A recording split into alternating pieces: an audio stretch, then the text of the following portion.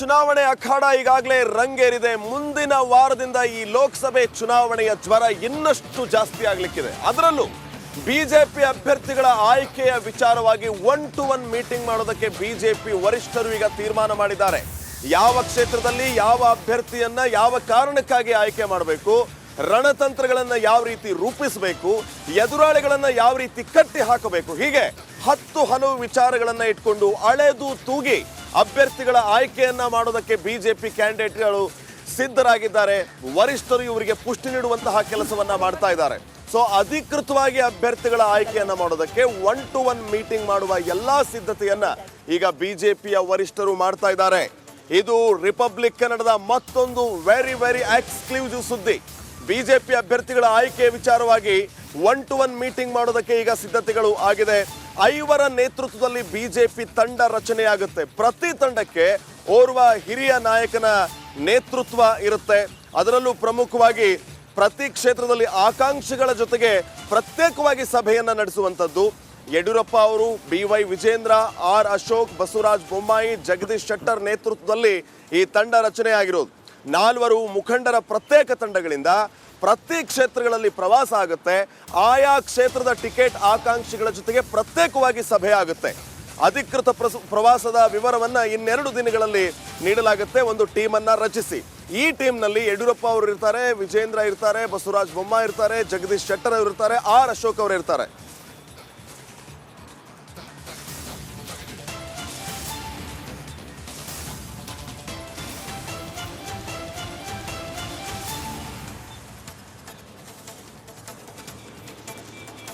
ಈ ಬಗ್ಗೆ ಇನ್ನಷ್ಟು ಮಾಹಿತಿಯನ್ನು ನೀಡ್ತಾರೆ ಪ್ರತಿನಿಧಿ ಸುರೇಶ್. ಈಗ ನೇರ ಸಂಪರ್ಕದಲ್ಲಿ ಜಾಯ್ನ್ ಆಗ್ತಾ ಇದ್ದಾರೆ. ಸುರೇಶ್, ಒಂದು ತಂಡವನ್ನು ರಚನೆ ಮಾಡೋದು, ಅದರಲ್ಲಿ ವರಿಷ್ಠರನ್ನ ಕೂರಿಸೋದು, ಪ್ರತ್ಯೇಕವಾಗಿ ಪ್ರತಿ ಆಕಾಂಕ್ಷಿಗಳ ಜೊತೆಗೆ ಸಭೆಯನ್ನ ಮಾಡೋದು, ಸೊ ಎಲ್ಲವನ್ನು ಕೀನ್ ಅಬ್ಸರ್ವ್ ಮಾಡಿ ಟಿಕೆಟ್ ಅಭ್ಯರ್ಥಿ ವಿಚಾರವಾಗಿ ಎಲ್ಲವನ್ನ ಅಳೆದು ತೂಗಿ ನಿರ್ಧಾರ ಮಾಡುವಂತಹ ಕೆಲಸ ಈಗ ವರಿಷ್ಠರಿಂದ ಆಗುತ್ತೆ. ಸೊ ಬಿಜೆಪಿ ಪಾಳಯದಿಂದ ಲೋಕಸಭೆ ಚುನಾವಣೆಯ ಸಂದರ್ಭದಲ್ಲಿ ಏನೆಲ್ಲ ರಣತಂತ್ರಗಳ ನಿರೀಕ್ಷೆಯನ್ನ ಮಾಡಬಹುದು?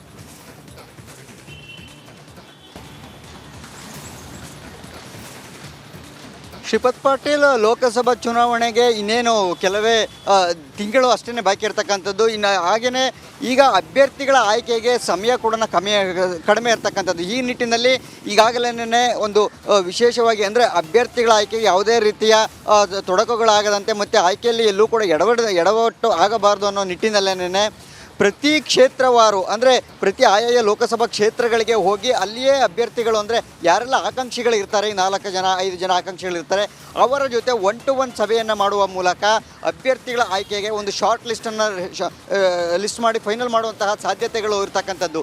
ಇದೇ ನಿಟ್ಟಿನಲ್ಲೇ ಈಗಾಗಲೇ ರಾಜ್ಯ BJPಯಿಂದ 5 ನೇತೃತ್ವದ ತಂಡದಲ್ಲಿ ಒಂದು ಟೀಮನ್ನು ರಚನೆ ಮಾಡ್ತಾ ಇರ್ತಕ್ಕಂಥದ್ದು. ಈ 5 ತಂಡ ಏನಿದೆ, ಈ 5 ಜನರ ಪ್ರಮುಖ ನಾಯಕರು, ಅದರಲ್ಲಿ BS ಯಡಿಯೂರಪ್ಪ ಅವರು ಇರ್ತಾರೆ, ಮತ್ತು ಬಸವರಾಜ ಬೊಮ್ಮಾಯಿ ಅವರು ಇರ್ತಾರೆ, ಜಗದೀಶ್ ಶೆಟ್ಟರ್ ಇರ್ತಾರೆ, R ಅಶೋಕ್ ಸೇರಿದಂತೆ ಒಟ್ಟು 5 ತಂಡನೂ ಕೂಡ ಪ್ರತ್ಯೇಕವಾಗಿ ಬೇರೆ ಬೇರೆ ಲೋಕಸಭಾ ಕ್ಷೇತ್ರಗಳಿಗೆ ಹೋಗಿ ಅಲ್ಲಿ 1-to-1 ಸಭೆಯನ್ನು ಮಾಡ್ತಕ್ಕಂಥದ್ದು ಆಕಾಂಕ್ಷಿಗಳ ಜೊತೆ.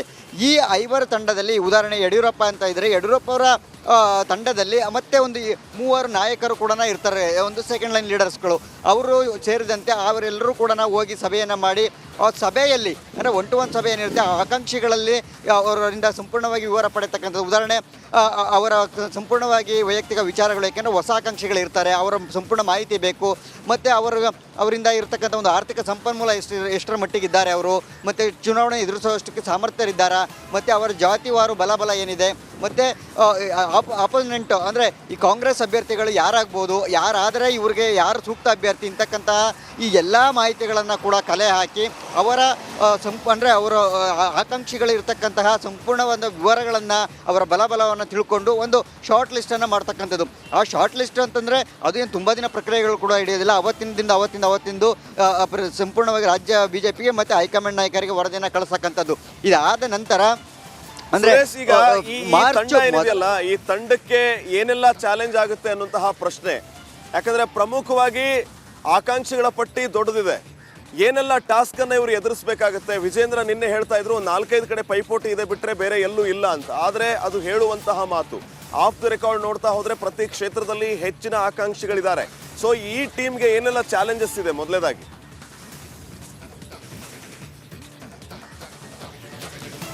ಶ್ರೀಪಾದ್, ಈಗ ನೀವು ಹೇಳ್ದಂತೆ ಕೇವಲ 4-5 ಕ್ಷೇತ್ರಗಳಲ್ಲಿ ಇರ್ಬೋದು, ಅಲ್ಲಿ ಮಾತ್ರ ಒಂದಷ್ಟು ಚಾಲೆಂಜಸ್ ಇರ್ತಕ್ಕಂಥದ್ದು. ಉದಾಹರಣೆ ಮಂಡ್ಯ ಇರ್ಬೋದು, ಅದನ್ನು ಹೈಕಮಾಂಡ್ ನಾಯಕರ ಗಮನಕ್ಕೆ ಬಿಡ್ತಾರೆ. ಇನ್ನು ಹಾಸನ ಈಗ ಬಹುತೇಕ ಕ್ಲಿಯರ್ ಆಗಿರ್ತಕ್ಕಂಥದ್ದು, ಅಲ್ಲೇ ಅಷ್ಟೇನು ವಿರೋಧ ಇಲ್ಲ, ಆದ್ರೂ ಕೂಡ ಹೈಕಮಾಂಡ್ ನಾಯಕರಿಗೆ ಬಿಟ್ಟಿರ್ತಕ್ಕಂಥದ್ದು. ಇನ್ನು ಪರ ವಿರೋಧ ಏನು ಚರ್ಚೆಗಳು ಕೆಲವೊಂದು ಕ್ಷೇತ್ರಗಳಲ್ಲಿ ಅಷ್ಟೇ 3-4 ಕ್ಷೇತ್ರಗಳಲ್ಲಿ ಬರ್ತಕ್ಕಂಥದ್ದು.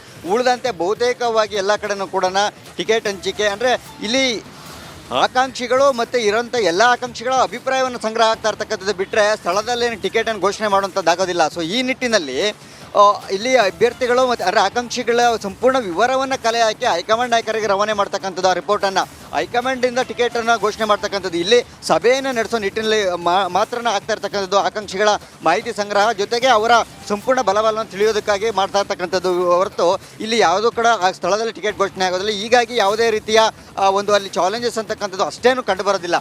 ಜೊತೆಗೆ ಈಗ ಅಲ್ಲಿ ಇರತಕ್ಕಂಥ ಪ್ರತಿಯೊಬ್ಬರ ಆಕಾಂಕ್ಷಿಗಳದ್ದು ಕೂಡ ಮಾಹಿತಿ ಕಲೆ ಮಾಡ್ತಾರೆ. ಯಾಕಂದರೆ ಒಬ್ಬರದ್ದು ನಡಿ ಒಬ್ಬರದನ್ನು ಬಿಡೋದಂಥದ್ದು ಆಗೋದಿಲ್ಲ. ಹಾಲಿ ಸಂಸದರನ್ನು ಸೇರಿಸಿ ಉಳಿದಂಥ ಆಕಾಂಕ್ಷಿಗಳದ್ದು ಕೂಡ ಮಾಹಿತಿ ಸಂಗ್ರಹ ಮಾಡುವಂಥದ್ದು.